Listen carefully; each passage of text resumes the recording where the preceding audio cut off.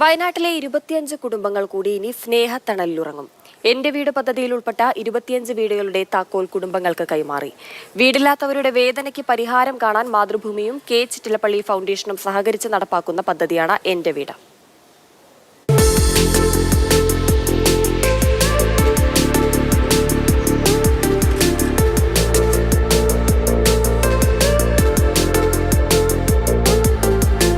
കൂടുതൽ കുടുംബങ്ങൾക്ക് സ്നേഹസ്വാന്തനമേകി എന്റെ വീട് പദ്ധതി മുന്നേറുകയാണ്. മാതൃഭൂമി കെ ചിറ്റിലപ്പള്ളി ഫൗണ്ടേഷനുമായി സഹകരിച്ചാണ് പദ്ധതി നടപ്പാക്കുന്നത്. വയനാട് ജില്ലയിലെ 25 കുടുംബങ്ങളാണ് ഒരേ ദിവസം സ്നേഹഭവനങ്ങളിലേക്ക് മാറിയത്.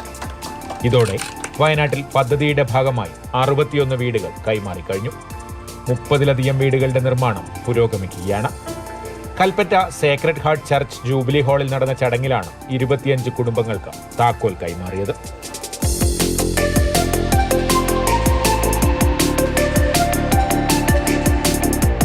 Mathrubhumi managing director MV Shreyams Kumar ചടങ്ങിൽ അധ്യക്ഷനായിരുന്നു.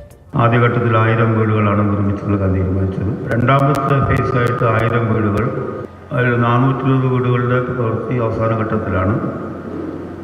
ബാക്കി വീടുകൾ ഗുണഭോക്താക്കളെ തിരഞ്ഞെടുത്തതിൻ്റെ നടപടിക്രമങ്ങളിൽ നീങ്ങിക്കൊണ്ടിരിക്കുകയാണ്. 450 സ്ക്വയർ ഫീറ്റിലാണ് വീട് നിർമ്മിച്ചു നൽകുക. 4 ലക്ഷം രൂപയാണ് ഒരു വീടിന് നൽകുന്നത്. K Chittilappilly foundation project head and joint executive director B Jayaraj ചടങ്ങിൽ മുഖ്യപ്രഭാഷണം നടത്തി.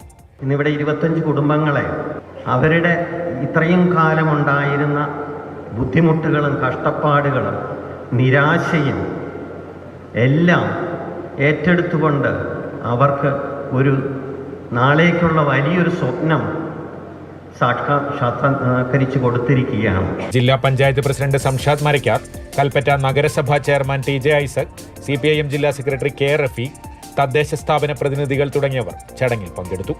മാതൃഭൂമി ന്യൂസ്, വയനാട്.